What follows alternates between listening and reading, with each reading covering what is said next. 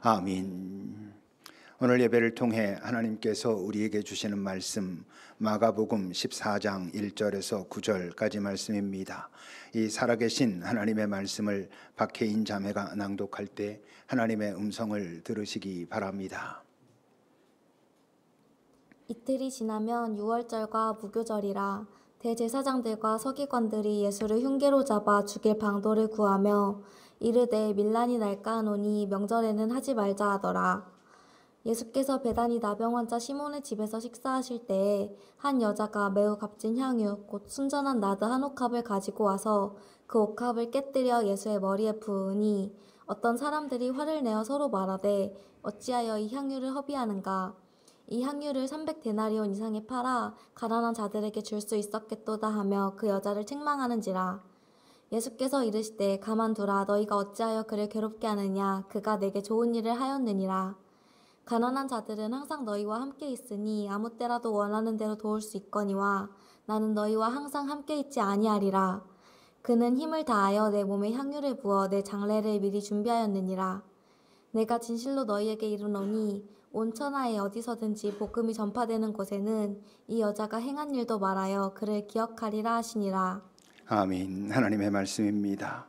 하나님, 오늘도 주신 이 말씀을 지금 이 땅을 살아가는 우리들이 어떻게 살아가야 하는지 새로운 지표로 풀어 설명하여 주소서.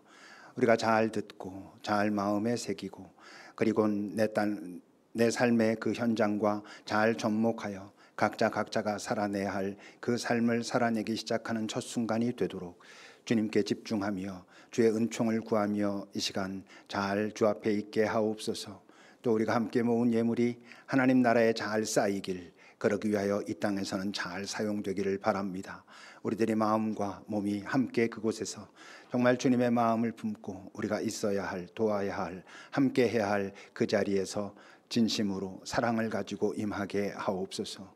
예수님의 이름으로 기도합니다. 아멘.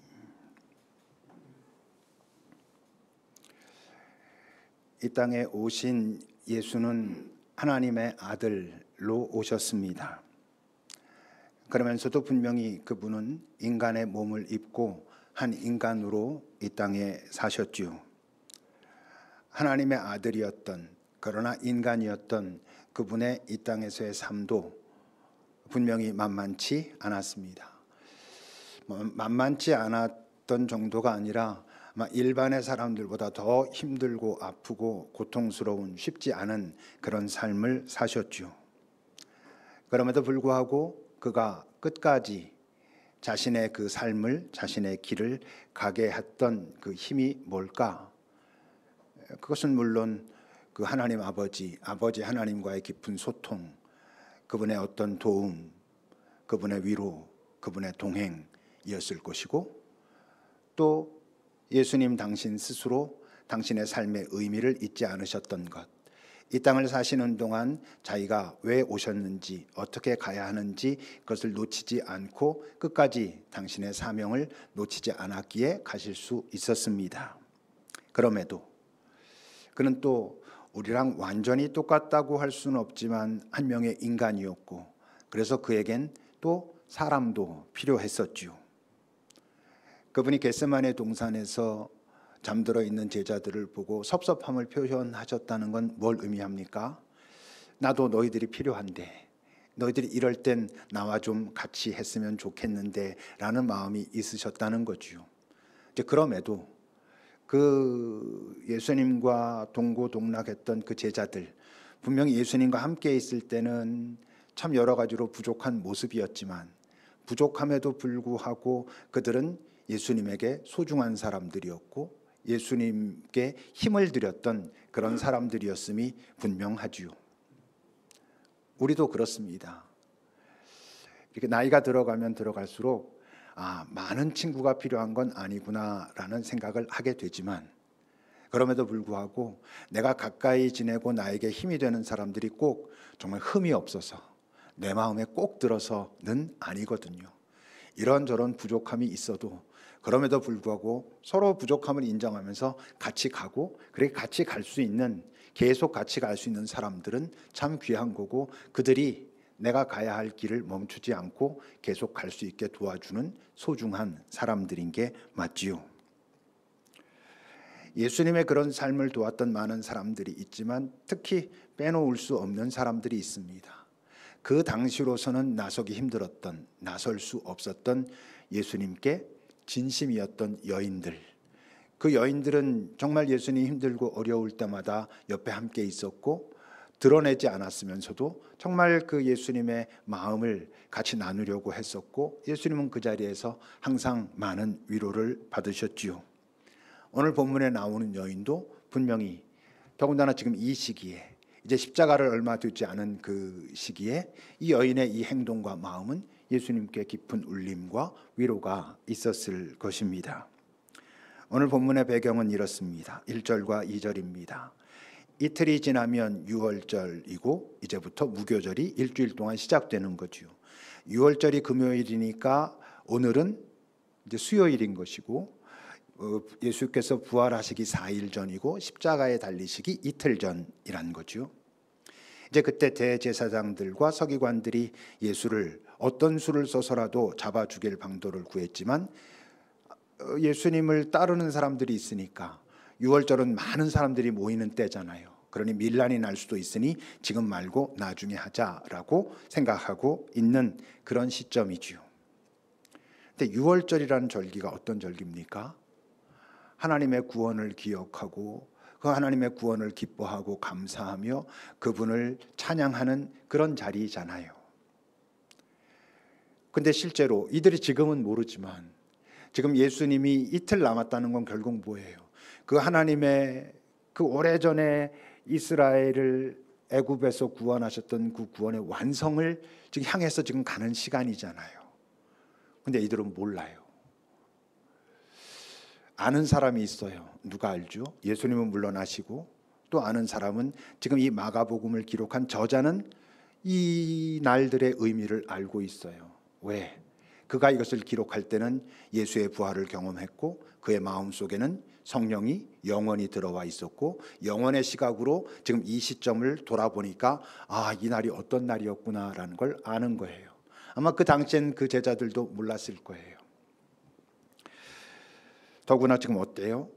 지도자들은 바로 그 구원의 주체를 죽이려고 하고 있는 거고 그 제자 중 하나는 예수를 죽이려고 하는 그 시점을 앞당기고 있어요. 지금 분명히 종교 지도자들은 이 유월절은 사람들이 많이 모이는 절기니까 이때 나름 아직 인기가 있는 저 예수를 죽이면 밀란이 일어날 수도 있으니 좀 유보하자라고 하고 있는데 가룟 유다는 어떻게 해요? 그가 제자들을 찾아가 가지고 내가 저분이 어디에 그리고 홀로 호젓한 곳에 있는 걸 알고 있으니 그때 가서 잡으면 밀란 없이 잡아낼 수 있으니 나한테 돈 주면 내가 하겠소. 그런 거잖아요. 그래서 오늘 본문 바로 다음에는 가룟 유다 이야기가 나옵니다. 10절입니다. 12 중에 하나인 가룟 유다는 예수를 넘겨주려고 대제사장들에게 갑니다. 그들은 유보하려고 했는데 그럴 거 없다고, 내가 안다고, 내가 도울 수 있다고, 내가 함께 하겠다고 하고 있는 거예요. 지도자들 몰라요. 예수의 제자로 3년 동안 같이 동고동락을 했지만 몰라요. 그들의 지금 그들의 현재에 벌어지고 있는 일의 진짜 의미는 뭐야? 영원의 시각에서 볼 때 그것이 무엇을 의미하는지 몰라요. 그렇다면 우리도 고민해야죠. 우리의 지금 현재, 지금 이 시간은 영원의 시각에서 볼 땐 과연 뭘까? 지금 여러분들이 나름 여러분들의 삶의 자리에서 열심히 살아가고 있는 그 삶, 거기서 내리고 있는 선택은 영원의 시각에서 볼 땐 무엇으로 결국 판명 날까? 이런 고민을 우리는 이 땅에서 해야 돼요. 우리가 하루하루 살아가면서 다 열심히 살죠. 여기 열심히 살지 않는 분이 어디 있겠어요. 열심히 살지만 그 자리에 함몰돼 가지고 그것이 어떻게 되는가에만 신경을 쓰다 보면 지도자들은 자신들의 누려야 될 것들을 누리겠노라 최선을 다하고 있는 거예요. 가룟 유다는 내가 저로 인하여 다른 피해를 받고 싶지 않다고, 내 생명의 위협까지 받고 싶지 않다고 나름대로 최선을 다하고 있어요. 그런데 그들은 지금 영원의 시각에서 볼 땐 전혀 다른 선택들을, 잘못된 선택들을 하고 있는 거잖아요. 우리도 우리의 현재를 영혼의 시각으로 바라보는 노력을 하지 않는다면, 거기에 관심이 없다면 이들과 같은 선택을 지금 하고 있을 수도 있지요. 이제 그런 상황에서 3절입니다. 예수께서는 베다니 나병 환자 시몬의 집에서 식사를 하고 계셨습니다. 베다니는 예루살렘 성 바로 밖에 있는 작은 마을이고, 이 베다니는 예수님이 평소에도 많이 들르셨던 곳이에요. 나사로가 살았던, 나사로의 두 동생 마리아와 마르다가 살았던 그 동네고, 여기에서 예수님은 좀 편안한 시간들을 많이 보내곤 하셨어요. 나병 환자 시몬의 집에서 식사하신다 했는데, 아마 저 나병 환자 시몬은 나병 환자였다가 예수님께서 고쳐주신, 그래서 이젠 치유된 그 집에서 아마 고맙다고 초대해서 아마 식사를 나누고 있는 그런 시간이었을 거예요. 좋은 시간인데, 기쁘고 막 그럴 시간인 게 맞는데, 지금 여러분 예수님의 마음은 어떠실 것 같아요? 이틀 후면 십자가의 죽음이 기다리고 있다는 것을 이분은 아세요. 그것도 참 힘들고 고통스러운 일이지만 그분이 예루살렘 성에 들어오실 때 우셨잖아요. 너희들도 평화에 관한 소식을 알아야 되는데 모르는구나라고 하는 그것 때문에 안타까워하시고 우셨어요. 당연히 지금도 몰라요. 그러니까 예수님의 마음은 어떠시겠어요? 복잡하신 거죠. 불편하신 거죠. 어려우신 거죠. 그런 상황 속에서 또 그의 초대는 귀한 거니까 거기서 그런 시간을 보내고 있었던 거예요. 어떤 이들은 자기를 죽이려고 흉계를 꾸미고 있고, 같이 지냈던 한 제자는 배신을 꿈꾸고 있는 그 시간 거기에서 식사하고 계셨다고요. 그때 한 여인이 들어옵니다. 한 여자가 매우 값진 향유 순전한 나드 한 옥합을 가지고 와서 그것을 열어 예수의 머리에 붓습니다. 당연히 그곳에 있었던 모든 사람들은 당황하는 거예요. 있을 수 없는 일이거든요.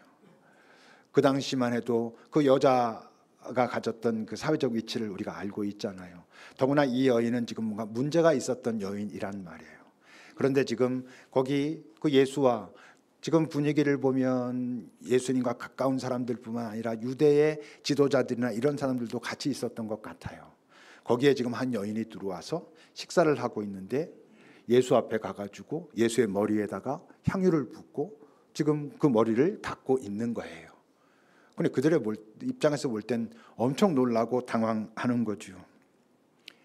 예수님도 예측하지 못하셨을 겁니다. 분명히 그 여인을 이전에 만난 적이 있을 거예요.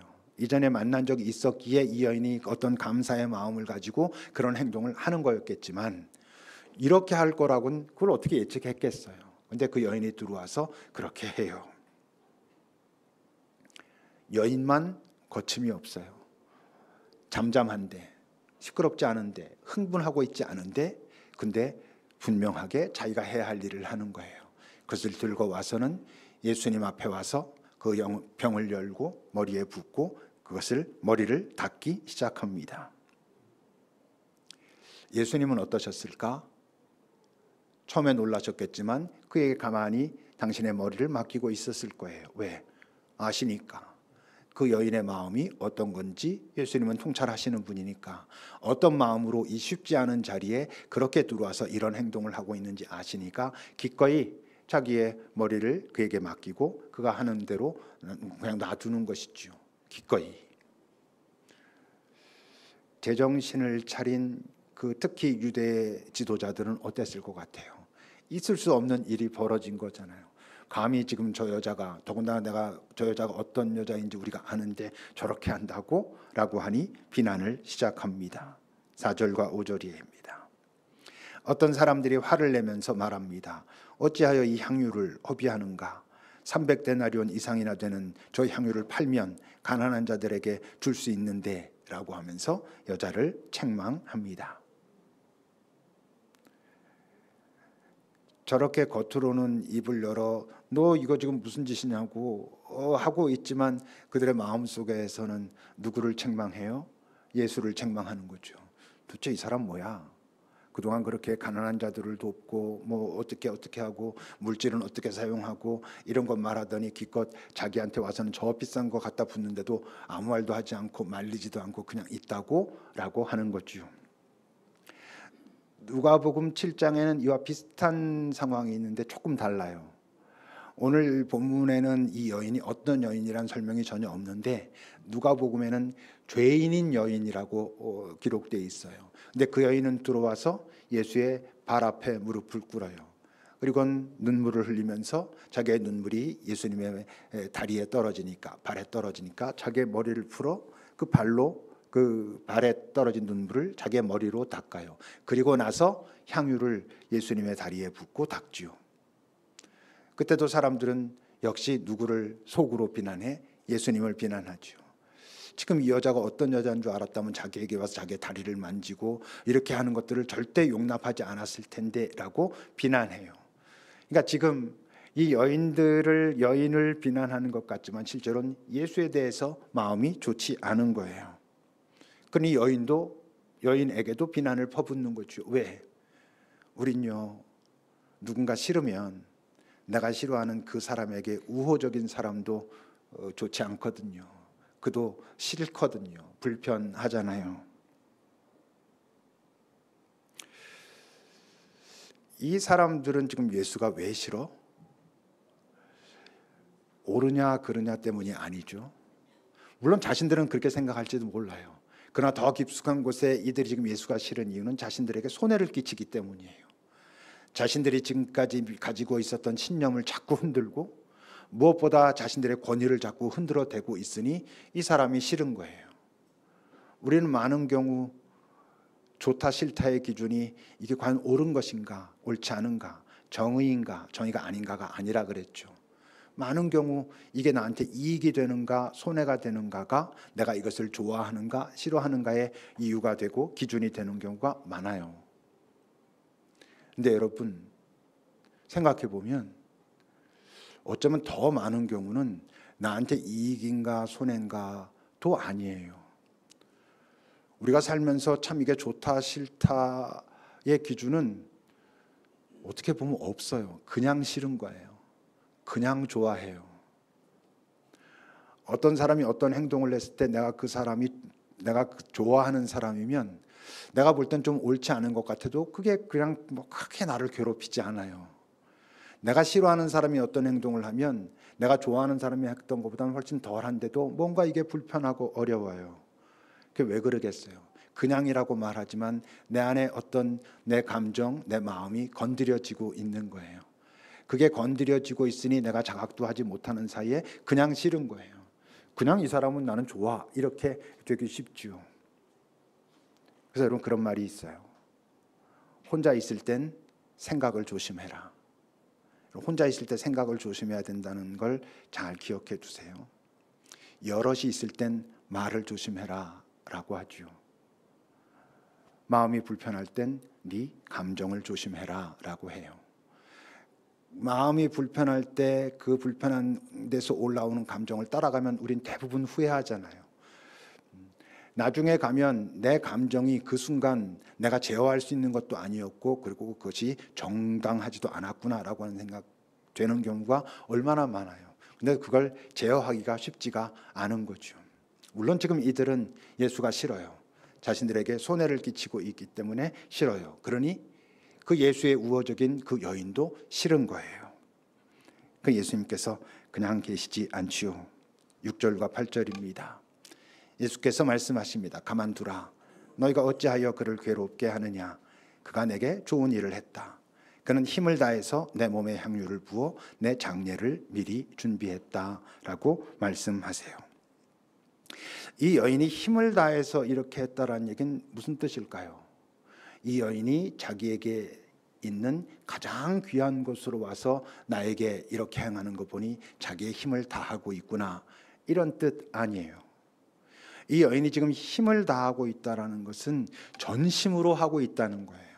왜? 지금까지 자기가 알지 못했던 가장 귀한 것을 알게 됐기 때문에 전심으로 이 일을 하고 있다. 진심으로 마음에 조금 더 거리낌이 없이 기꺼이 이 일을 하고 있다라는 말씀을 힘을 다하여 이 여인이 지금 이렇게 하고 있다라고 말해요. 우리가 지난주에 잠깐 나눈 것처럼 가장 귀한 것을 알게 되면 나머지는 어떻게 된다고? 귀하지 않게 된다고? 아니, 다 각자의 귀한 만큼 귀해진다고. 왜 그렇다고? 제자리를 알게 되니까. 예수가 가장 귀하다는 뜻은 무슨 뜻? 예수의 안경을 쓰는 것과 같은 의미라고요. 예수의 안경을 끼게 되니까 지금까지 내가 과대평가하던 것들이 위치가 어딘지 알고, 내가 아무것도 아니라고 생각했던 것들도 사실은 소중하다는 걸 알고, 예수의 안경을 끼면 이 땅에 있는 모든 것들이, 무엇보다 내가 제자리가 어딘지를 알게 되니까 그 모든 것들이 유니크하게 귀해요. 더 이상 비교할 필요가 없어요. 그 각자가 귀하기 때문에. 그러니까 이 여인이 갖고 있던 향유는 아마 어쩌면 그 여인이 지금까지는 내가 그래도 이거 언제든지 내가 힘들고 어려울 땐 이걸 어떻게 해가지고 내가 또 살아갈 수 있을 거야 라고 믿었던 무엇이었을 가능성이 있지요. 근데 어때?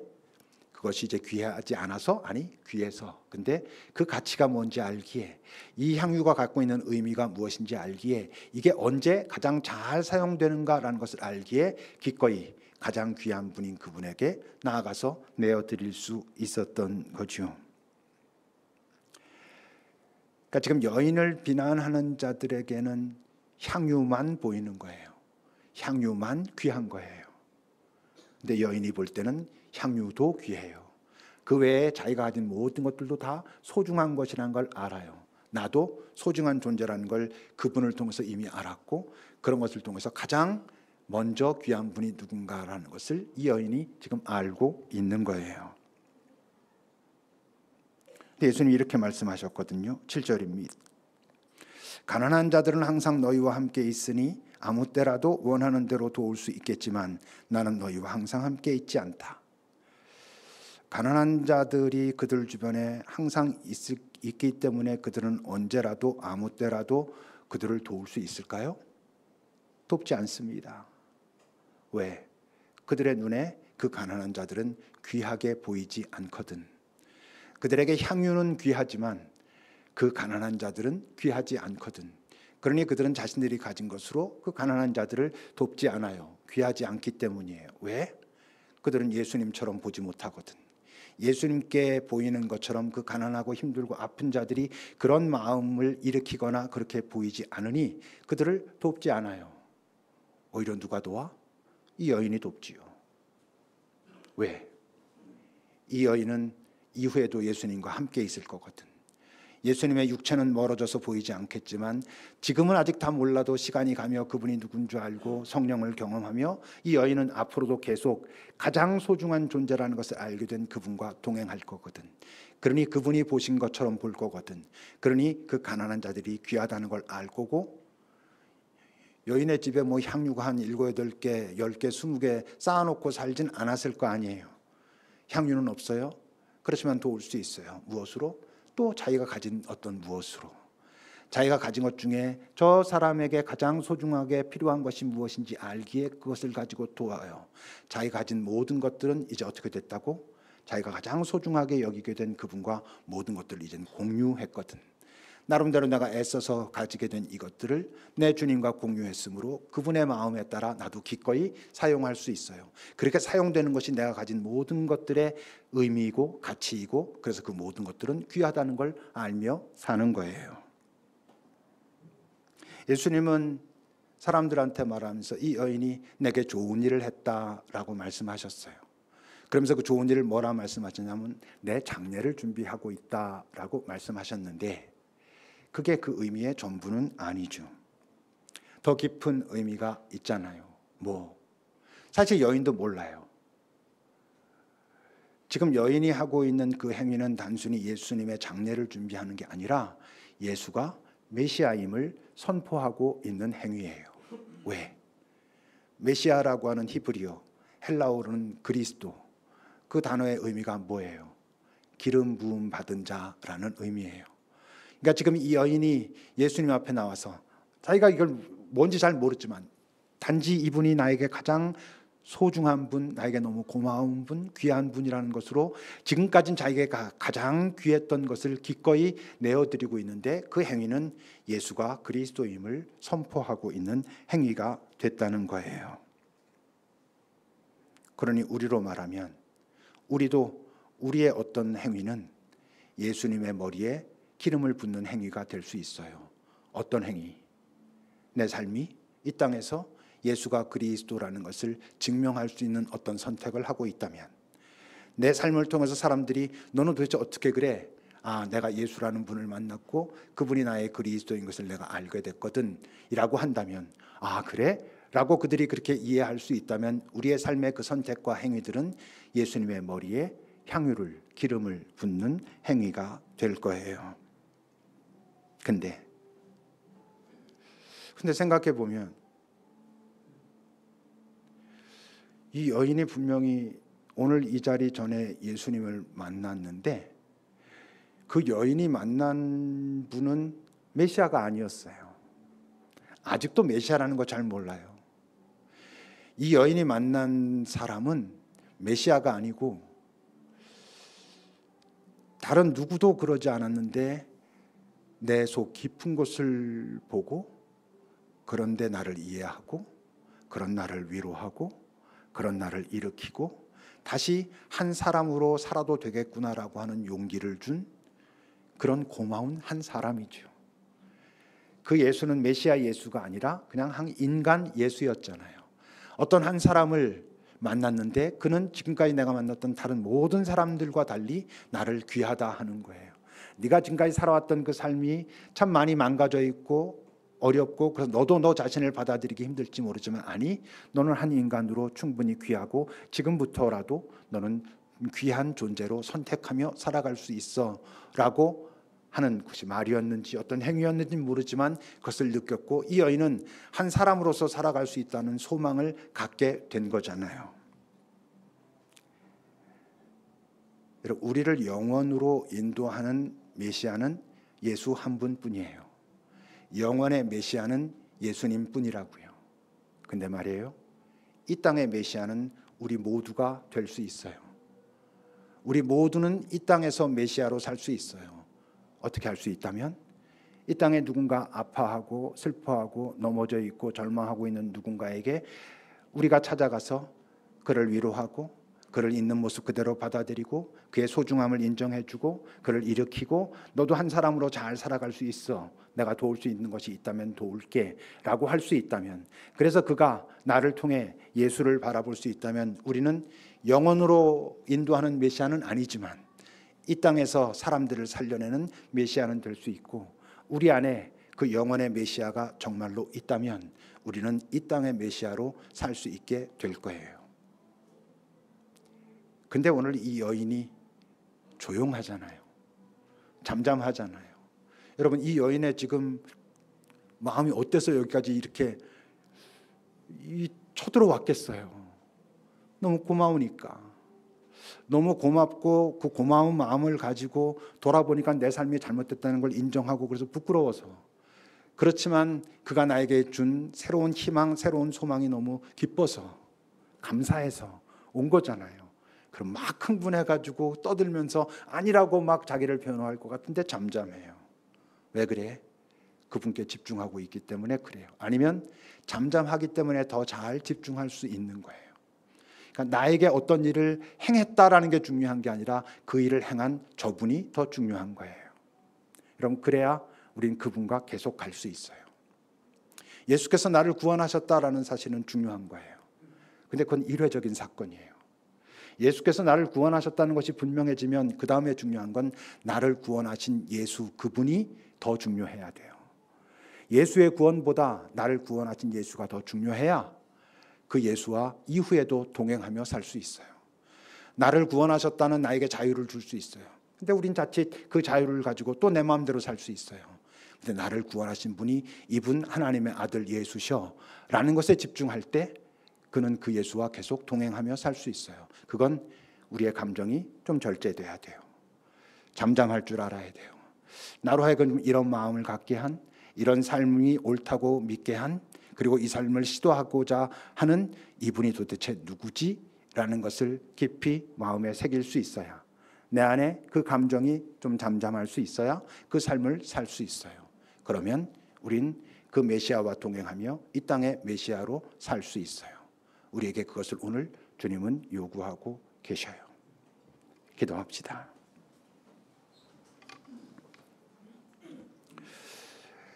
여러분들은 그 예수 그분을 만나셨는지요? 나를 구원하신 분. 그래서 구원하신 예수님께 여러분들은 집중하십니까? 만약 그렇다면 여러분들은 이 땅에 누군가의 메시아로 살 수 있을 거예요. 그리고 살아야 한다라고 주님은 말씀하고 계시죠. 잠시 주님 앞에 여러분들이 만난 예수, 그리고 예수를 품고 있는 여러분을 한번 잘 살펴보십시오.